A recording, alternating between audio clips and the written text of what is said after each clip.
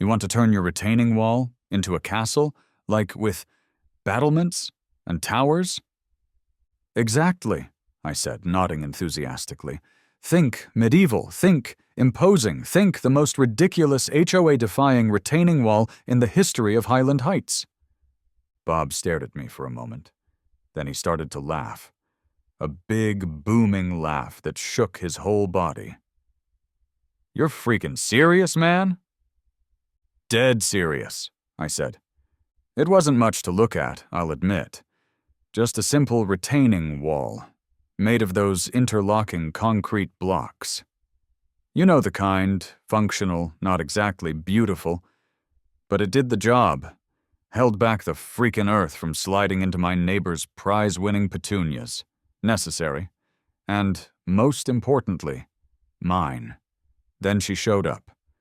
"I'm Tom, by the way, Tom Harding, and I'm what you might call a practical homeowner. I like things to work. I like things to be, well, sensible. I'm not going to win any awards for my landscaping, but I keep the place tidy. I mow the lawn, most of the time, and I try to be a good neighbor. I also have a healthy appreciation for DIY projects, and I get immense satisfaction in taking care of my house myself. It's my house, my yard, my slightly sloping backyard that desperately needed a retaining wall to prevent erosion. So I built one. Like I said, nothing fancy. Just a basic, functional wall about 3 feet high, running along the back edge of my property. It did the job. It was solid. It was unremarkable. Which, in my opinion, is exactly what a retaining wall should be. We live in Highland Heights, another one of those cookie-cutter places. But apparently, in Highland Heights, unremarkable is a freaking crime. Karen. Of course her name is Karen. She appeared like a beige-clad harbinger of doom just as I was finishing up the last section of the wall, stepping back to admire my handiwork. "Mr. Harding," she said, her voice dripping with disapproval. Her face was already twisted.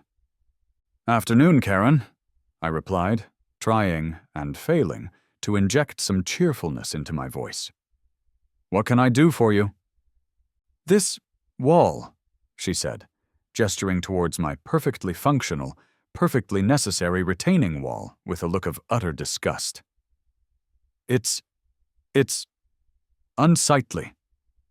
"Unsightly?" I repeated, raising an eyebrow. "It's a retaining wall, Karen. It's holding back the earth. It's preventing my yard from sliding into yours."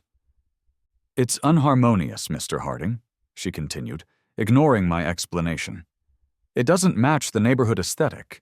It's lowering property values." "Lowering property values?" I scoffed. "It's made of concrete, Karen. It's not like I built it out of old tires and rusty shopping carts." "It's the principle of the thing, Mr. Harding," she said, her voice rising in pitch. "We have standards in Highland Heights. We have an image to maintain. And your wall simply doesn't fit." She also claimed multiple people agreed with her. "Well, I think it looks great." "I'm going to have to report this, Mr. Harding," she said with a smug little smile. "You will be receiving a notice from the HOA." And with that, she turned and marched off, her sensible shoes clicking on the pavement, leaving me standing there, staring at my wall, wondering what the hell just happened. The dreaded HOA notice arrived, predictably, a few days later. It was an official-looking document, on crisp white paper, with the Highland Heights HOA logo, a perfectly manicured lawn, naturally, emblazoned at the top. "Violation of community landscaping guidelines," I read aloud, my voice laced with sarcasm. "Retaining wall deemed unsightly and unharmonious with the neighborhood aesthetic. You are hereby ordered to remediate the wall's appearance within 30 days. Failure to comply will result in a fine." "Remediate?" I muttered to myself. "What the hell am I supposed to do? Paint it beige? Put a freaking bow on it? It's a wall. It's holding back dirt." My initial reaction was disbelief. This had to be a joke, right? But the more I thought about it, the angrier I got. This wasn't just about a retaining wall. It was about control. It was about Karen and the HOA trying to dictate every aspect of my life, down to the freaking concrete blocks in my backyard. And I, Tom Harding, was not about to let that happen.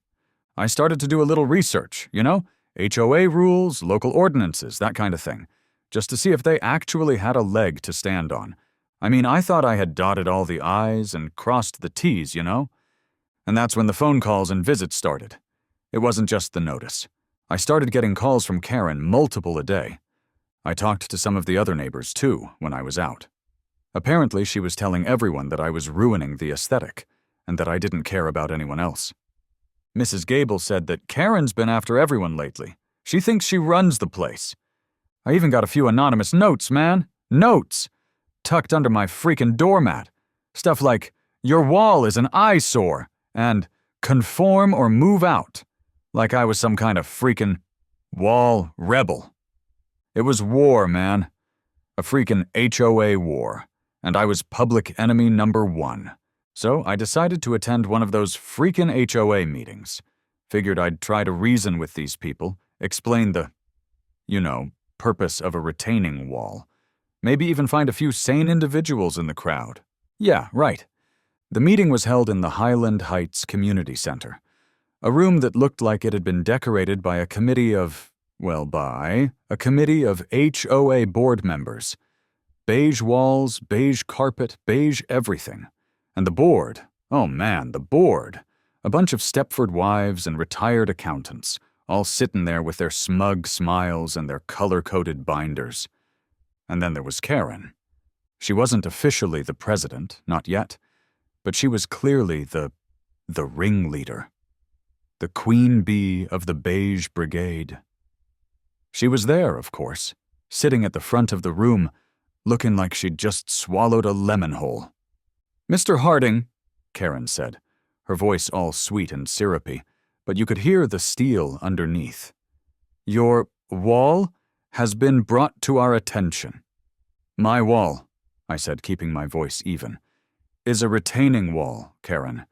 It's, holding back my yard. It's kind of a structural necessity." "It's unsightly, Mr. Harding," she declared, her voice rising in pitch. "It's unharmonious. It doesn't match the neighborhood aesthetic." "It's concrete, Karen," I countered. "It's gray. What's unharmonious about gray?" "It's the principle of the thing, Mr. Harding," she insisted. "We have standards in Highland Heights. We have an image to maintain. And your wall, it's just wrong." I tried to explain.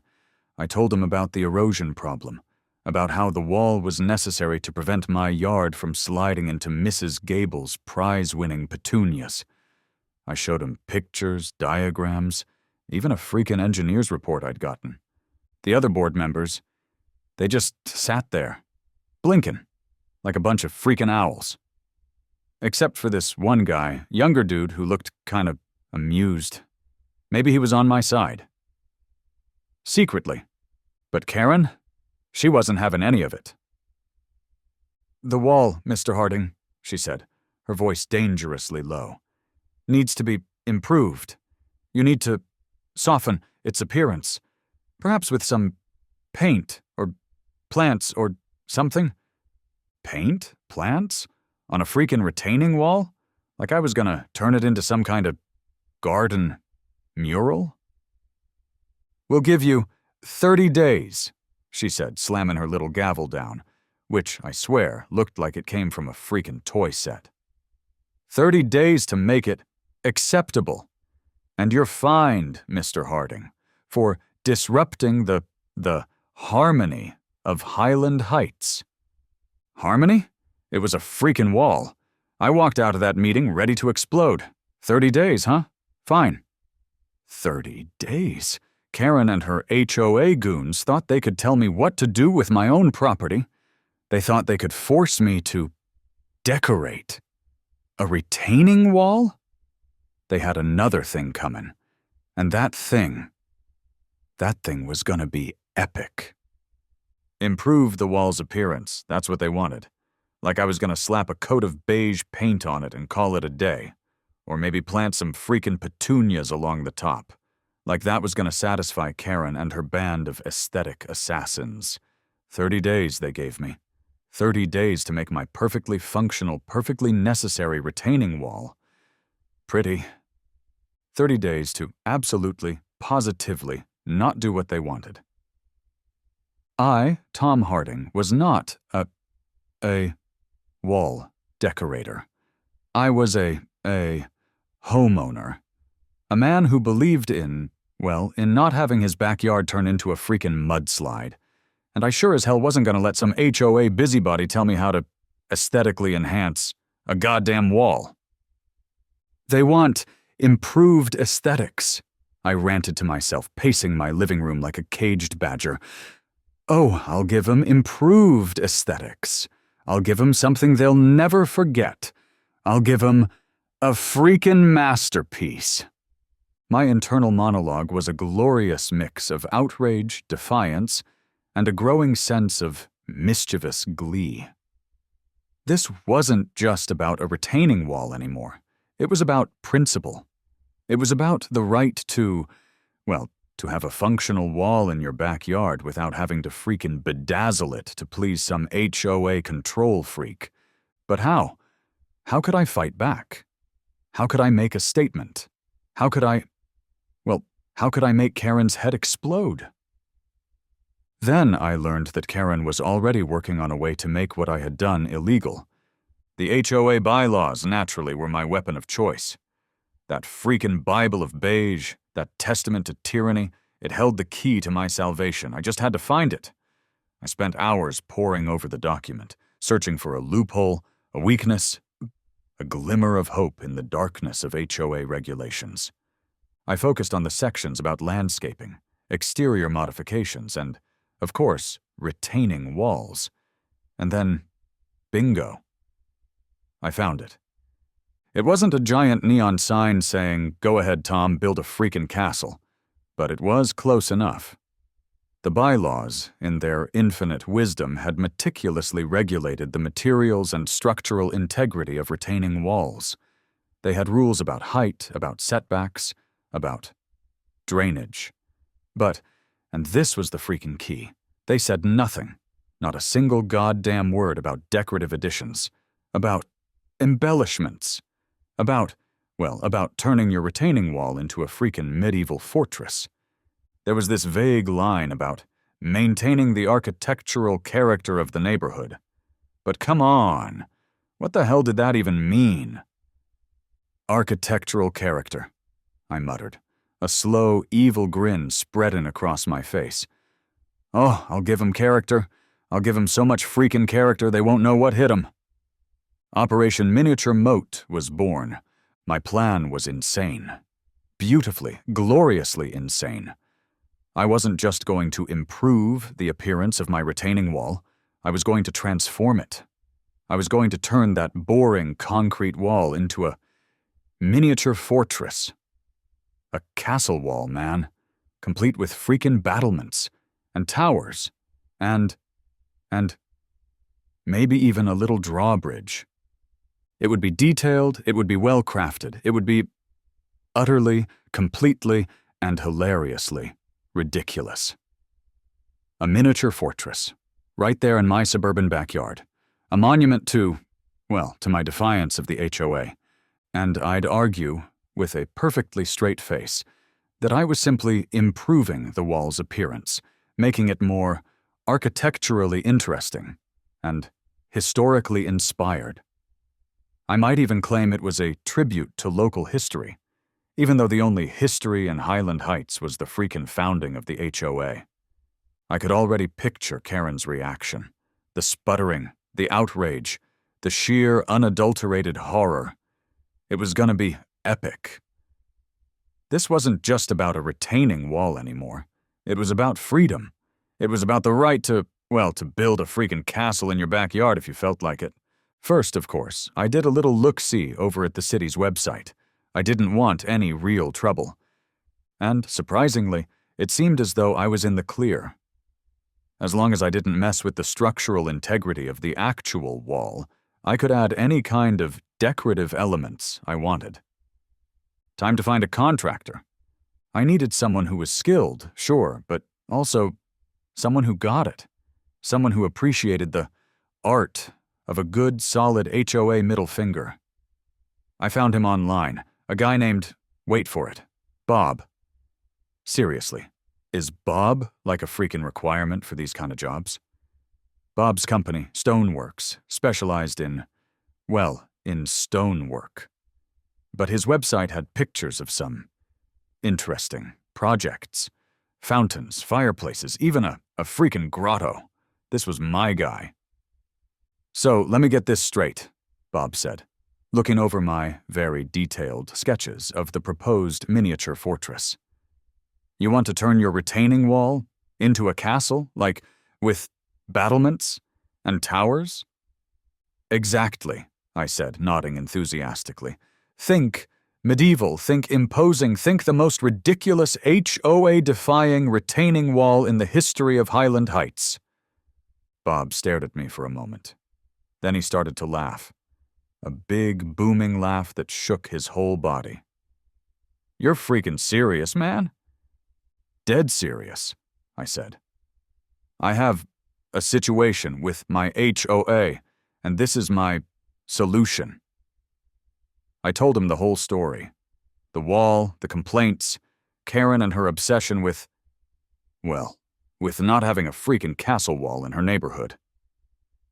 Dude, Bob said when I was finished, you are my hero. This is going to be the most epic project I've ever worked on. I'm in, but it ain't going to be cheap. Cheap isn't what I'm going for, Bob, I said. I'm going for impact. I'm going for shock and awe. I'm going for a freaking castle wall that'll make that HOA lady's head explode. And so, construction, or rather, fortification, began. We started with the battlements. We added a layer of faux stone blocks along the top of the existing wall, creating a crenellated effect, you know, those square-shaped gaps that archers used to shoot arrows through. No actual archers, of course, probably. Then came the towers. We built 2 small decorative towers, one at each end of the wall, complete with fake arrow slits and slightly wobbly stone caps. They weren't functional towers, of course. You couldn't actually climb them, but they looked impressive. We used a stone veneer, mostly, to give the whole thing a more castle-like appearance. It was like cladding the existing concrete wall in a castle costume. And because I couldn't resist, I added a small, non-functional drawbridge. It was basically just a wooden plank, painted to look like weathered wood that spanned a shallow moat. A little ditch I'd dug along the base of the wall and filled with decorative gravel. It was ridiculous. It was over the top. It was perfect. The neighbors, of course, were losing their freaking minds. They'd gather on their sidewalks, staring at my backyard transformation with a mixture of shock, laughter, disbelief, and a growing sense of, oh, this is gonna be good. What the hell is he building? I heard one whisper. Is that a castle? Another asked. He's finally snapped, a third said, shaking his head. The HOA pushed him too far. I, of course, played the part of the eccentric homeowner perfectly. I'd stroll around my yard wearing a fake knight's helmet, because why not, and offering vague yet enthusiastic explanations. It's an architectural embellishment, I'd say, with a perfectly straight face. A historical tribute. A way to improve my retaining wall's aesthetic appeal. My internal monologue was a constant stream of triumphant pronouncements and giddy anticipation. Take that, Karen, I'd mutter to myself as another section of faux stone was added. Enjoy your harmonious aesthetic now. I imagined her face, contorted with rage, her perfectly beige world crumbling around her, It was a beautiful thought. There was, of course, the inevitable HOA inspection. Mr. Prickly himself, showing up with his freaking clipboard and his face. "Mr. Harding," he said, looking at my miniature fortress with an expression of pure, unadulterated horror. "What is the meaning of this?" "It's an architectural embellishment, Mr. Prickly," I said, all calm and innocent. "I'm simply improving the appearance of my retaining wall, as per your request." But, it's a castle!" he sputtered, pointing at the battlements. "It's inspired by a castle, Mr. Prissypants," I corrected. "And, as you can see," I added, pulling out a copy of my building permits and the relevant HOA bylaws, both of which I now carried with me at all times, like a freaking shield. "It's perfectly compliant. All permits approved, all regulations followed. The wall itself is still there. I just added some flair." He looked at the documents, then at the fortress, then back at me. He clearly had no freaking clue what to do. He mumbled something about consulting with the board and retreated, looking utterly defeated. I, Tom Harding, had once again outmaneuvered the HOA, and my miniature fortress, my monument to retaining wall rebellion and HOA defiance, was complete. The anticipation was almost unbearable. The neighborhood was buzzing, and I, for one, couldn't wait to see Karen's reaction. It was gonna be epic. The unveiling of Fortress Functional, as I'd christened my masterpiece, was everything I'd hoped for, and more. The transformation was complete. My once boring retaining wall was now a miniature medieval fortress, a testament to creative defiance and HOA-baiting ingenuity. The battlements stood proud. The towers, slightly wobbly, but who's counting, reached for the sky, and the non-functional drawbridge added a touch of, well, let's just call it whimsy. And Karen? Oh, Karen. She arrived, predictably, like a one-woman army of beige, ready to lay siege to my castle. "What?" she bellowed, her voice echoing through Highland Heights, probably scaring small children and causing perfectly manicured lawns to wilt. "Have you done?" I emerged from behind the fortress wall, wearing a plastic knight's helmet and wielding a foam sword, because why not? "Good afternoon, Karen," I said, my voice calm and even, as if having a miniature castle in your backyard was the most normal thing in the world. "You're admiring my architectural enhancement, I presume?" "Architectural enhancement?" she sputtered, pointing a trembling finger at Fortress Functional. This is unbelievable. You've turned your retaining wall into a castle wall." "It adds character, don't you think?" I replied with a shrug. "I call it Fortress Functional. Catchy, right? It's got battlements and towers and, well, you see the drawbridge, right? Fully functional, of course." It wasn't. It's absurd," she shrieked, her face turning a shade of purple I didn't think was humanly possible. "It's tacky. It's violating every rule in the HOA handbook." "Actually, Karen," I corrected with a smug grin, "it's not, remember? The bylaws say nothing about decorative additions to retaining walls, as long as the wall's structural integrity isn't compromised. And this, my dear Karen, is purely decorative. It's art. It's history. It's my way of saying up yours to the HOA. I then proceeded to give her a tour of Fortress Functional, highlighting its various faux historical features. I pointed out the arrow slits, which were just gaps between the stones, the crenellations, which were just fancy brickwork, and the towers, which were basically just oversized flower pots turned upside down. "And over here," I said, gesturing toward the shallow moat filled with decorative gravel. We have the defensive perimeter, prevents unwanted guests. You know, like solicitors and HOA presidents. Karen just stood there, speechless, her mouth opening and closing like a fish out of water. She looked like she was about to either explode or spontaneously combust. Or maybe both. "This isn't over, Harding," she finally managed to choke out, her voice hoarse with rage. I'll have this monstrosity removed. You'll see. You'll all see."